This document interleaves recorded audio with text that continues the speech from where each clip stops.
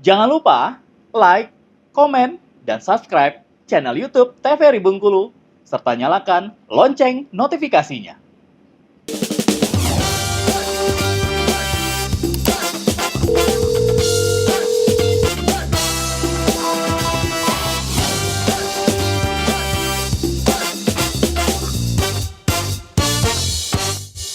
Terima kasih pemirsa, Anda kembali menyaksikan Dokter Kito. Kita langsung kembali ke Dokter Wenti. Ini saya menanyakan terkait dengan pemeriksaan dari batu empedu itu sendiri seperti apa sih dokter? Karena banyak ya, lumayan banyak tahapannya yang harus dilakukan. Ya, jadi dari sini aja ya saya jelasinnya karena udah habis. Oh sudah habis slide-nya ya? Kebetulan sekali ya. Terbela lagi ya. Jadi kalau untuk tahapannya itu pertama kita akan lakukan pemeriksaan fisik ya dok ya. Nah, sebelumnya kita tanyakan dulu tentu saja keluhannya apa. Apakah sudah muncul dengan kekuningan atau baru batas nyeri-nyeri saja ya. Lalu diperiksa, nanti ada namanya pemeriksaan Murphy-Sign ya. Nah, pemeriksaan itu khas untuk menentukan apakah dia ada masalah di empedunya atau tidak. Jadi nanti mungkin akan lebih jelas sama dokter Bella ya bagaimana cara melakukan Murphy-Sign atau apa ya hasil yang didapatkan nantinya. Tahapannya dari pemeriksaan fisik baru nanti ke pemeriksaan penunjang. Kalau kita curiga ternyata ini batu empedu, karena tidak bisa dari penegakan fisik saja ya, harus dikonfirmasi oleh USG biasanya. Kemudian kalau mau lebih lengkap bisa MRI atau CT scan. Tapi itu jarang, biasanya terjadi batas di USG saja. Kenapa? Kalau di USG sudah nampak. Sedangkan kalau di foto kadang tidak terlalu nampak karena balik lagi ke batunya. Jadi si batu itu kalau di foto ronsen kadang ada yang terlihat, kadang ada yang tidak, karena tergantung dari kandungan isi batunya tadi. Oh, walaupun dia sudah berbentuk batu tapi ya, ada yang terdeteksi dan juga tidak ya dokter? Kandungan, karena kan ketika di ronsen harusnya kalau mau nampak itu harus warna putih dia batunya, kalau enggak kelihatan hitam. Nanti tergantung dari jenis batunya tadi, apakah dia batu kolesterol, batu pigmen, atau batu campuran. Mengerikan ya dokter ya, banyak sekali pemeriksaannya. Baik, kita akan lanjutkan ke dokter Bella. Kalau dari dokter Bella sendiri di Provinsi Bengkulu ini seberapa sering sih untuk menjumpai kasus dari batu empedu? Jadi kalau untuk kasus kolelithiasis atau batu empedu ini sendiri itu tadi ya, dia ini sebenarnya silent gitu ya. Silent, diam ya, tidak terlihat. Jadi kadang-kadang nggak terlihat dan juga dia tuh tumpang tindih sama yang namanya penyakit MAH kalau kita sebut ya. Iya, karena gejalanya itu mirip sekali, dan kalau misalnya memang tadi belum sampai dia nyumbat, belum ada tanda-tanda khasnya gitu.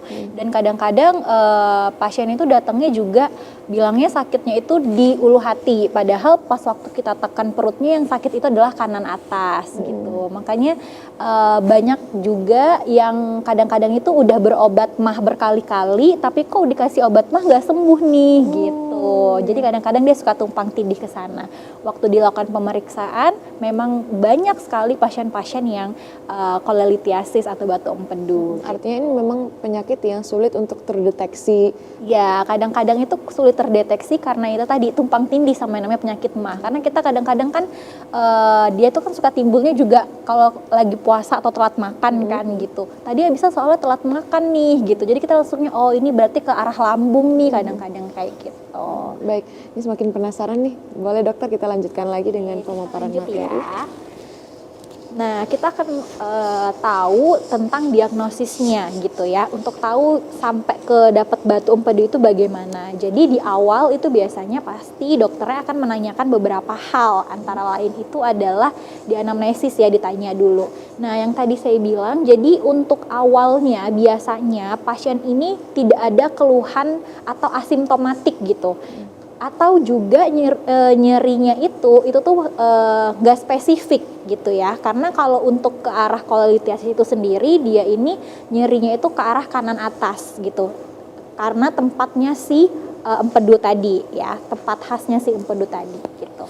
Nah, jadi kadang-kadang itu masih belum terdeteksi karena memang dia asimptomatik, belum menimbulkan gejala.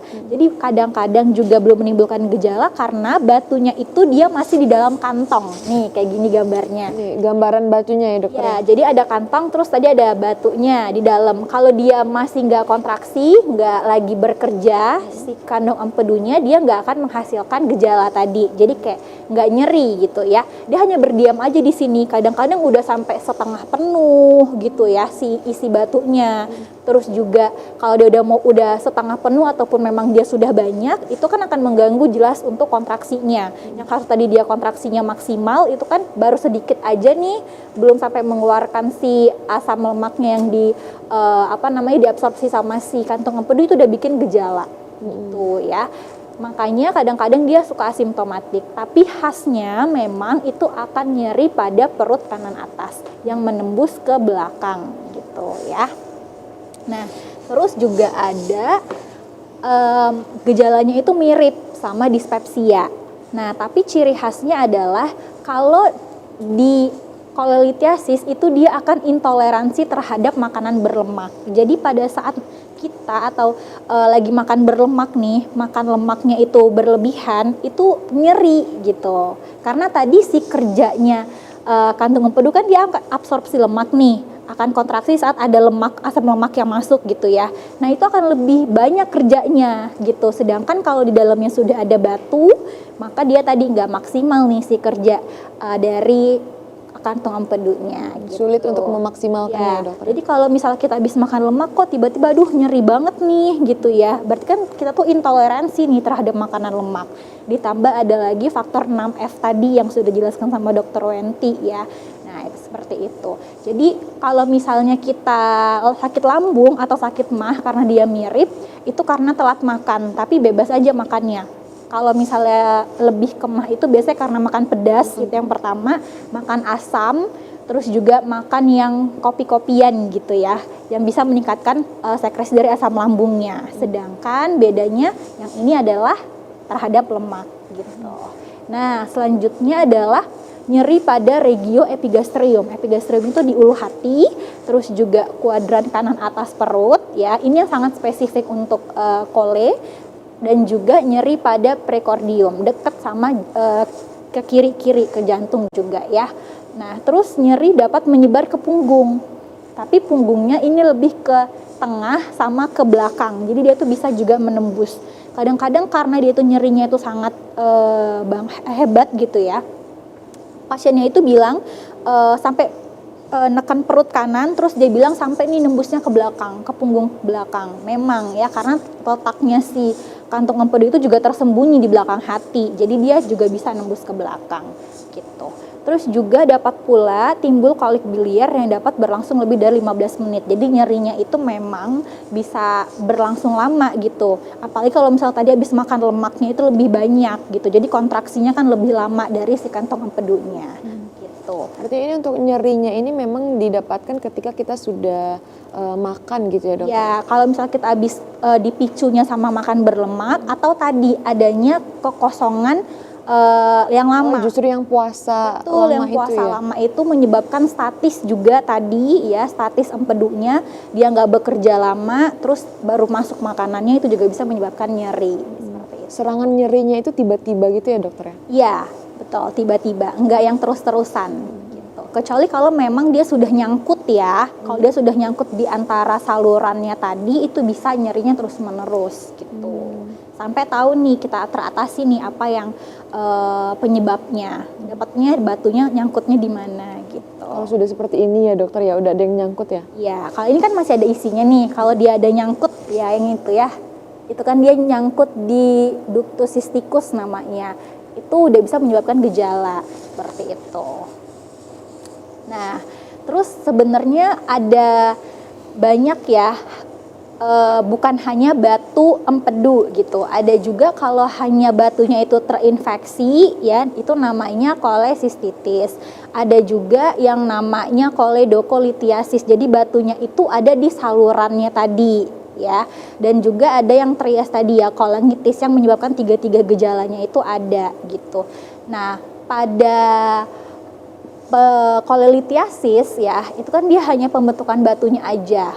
Itu dia nggak ada gejala yang mengarah ke arah inflamasi gitu.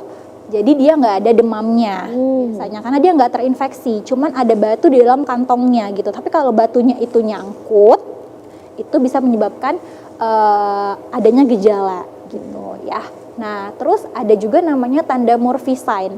Nah, Murphy sign di sini itu dia positif apabila adanya nyeri tekan yang bertambah pada saat penderitanya itu menarik nafas gitu, menarik nafas panjang, terus nanti pemeriksa akan menyentuh perut kanan atasnya. Nah itu kalau misalnya dia kesakitan, itu bakal lebih positif berarti hasilnya gitu ya. Di ujung jari pemeriksa dan pasiennya nanti akan berhenti narik nafas, artinya dia kesakitan nih waktu kita tekan yang di perut kanan atas, itu berarti tanda Murphy sign-nya positif. Nah, tanda Murphy sign positif ini juga menandakan kalau misalnya kan baru dipegang aja itu jangan-jangan di sana juga ada infeksi gitu. Jadi si kantong empedunya itu bisa infeksi. Nah, itu ada yang namanya kolesistitis tadi gitu ya. Dan biasanya juga pada yang infeksi itu juga ada tanda-tanda inflamasinya, antara lain adalah demam. Gitu. Jadi kalau misalnya memang dia demam, disertain juga nyeri perut kanan atasnya, itu juga bisa namanya kolesistitis. Bisa nggak dua-duanya? Ada kolesistitis ditambah kolelitiasis juga. Berarti ada batu plus ada infeksinya juga bisa gitu ya. Karena kadang-kadang kalau dia nyangkut nih si batunya itu bisa menyebabkan inflamasi di bagian salurannya. Iritasi gitu lah ya dok ya. Betul. Jadi nanti juga akan timbul nih gejala yang namanya demam tadi gitu. Nah selanjutnya nyeri kolik ya. Nyeri kolik itu tadi nyeri yang terus menerus. Dan ada kalau dia sudah sampai ke yang namanya ikterus atau bagian tubuh yang mengalami kuning, berarti kan itu ada sumbatan ya kan.